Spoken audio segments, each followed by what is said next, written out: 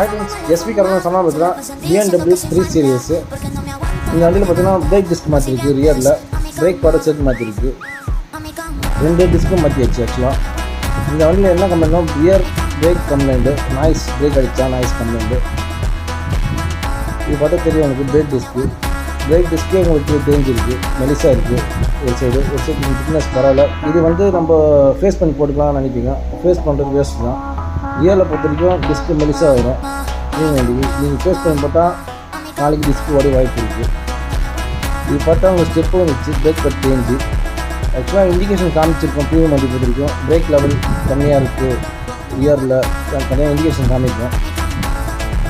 இது பார்த்திங்கன்னா break pad பார்த்திங்கன்னா கேலிப்பர் ஜாம் ஆகி ஆக்சுவலாக பார்த்திங்கன்னா உங்களுக்கு தெரியும். உங்களுக்கு அந்த ஒரு சைடு தெரிஞ்சிருக்கு, ஒரு சைடு நல்லாயிருக்கு, இன்சைட் பற்றி தெரிஞ்சிருக்கு ஃபுல்லாக.